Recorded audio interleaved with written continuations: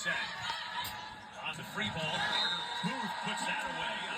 Charlie Furbringer's first assist. Welcome back to the spring match. And we are in the third set. Off the net, so you can have that full approach in, especially a player like Carter Booth, whose approach is really long because her steps are really big. And so she does a great job getting off and getting that full approach in. Booth and Furbringer will be a big connection for Wisconsin.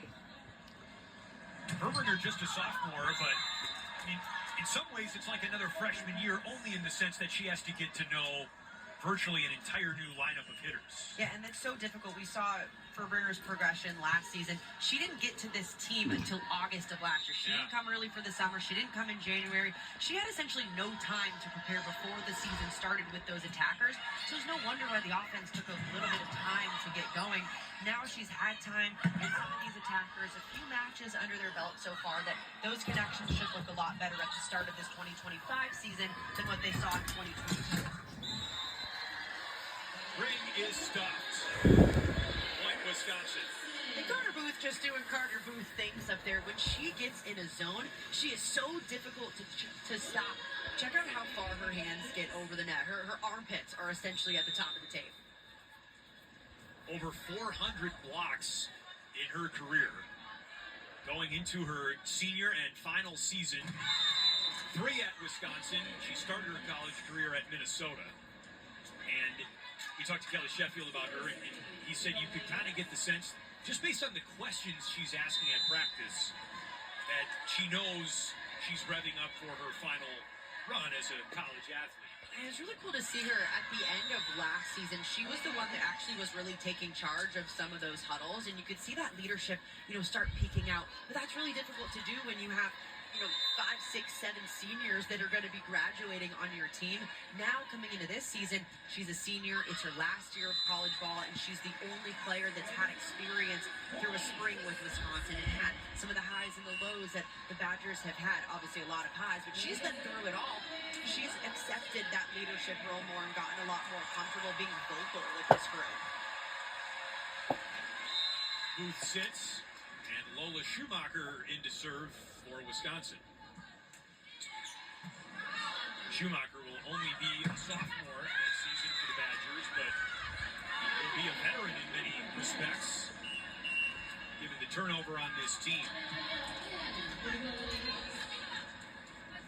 Off the Hattie Bray kill, Allison Eckel goes back to serve as Wisconsin rounds out its substitutions.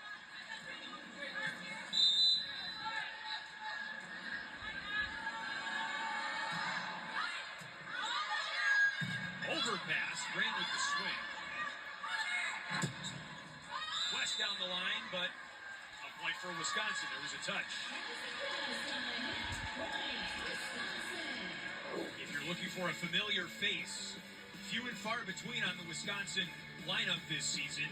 They lost Sarah Franklin, National Player of the Year, Anna Spreck, National Champion and All-American, Julia Orgel and Cece Crawford, and Devin Robinson, some veterans. I don't want to even call them blue players. They were so much more than that, but 81% of their total points gone. 4 out of 5 points for this group just completely erased in the offseason. And it's such a different group this year. Kelly Sheffield is talking about they also have to play with just a different style.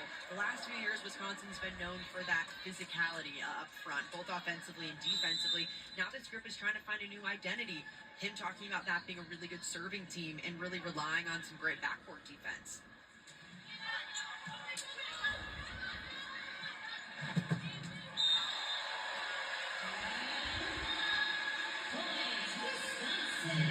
One of the players who's looking to replace some of that production is Ohio State transfer Grace Egan.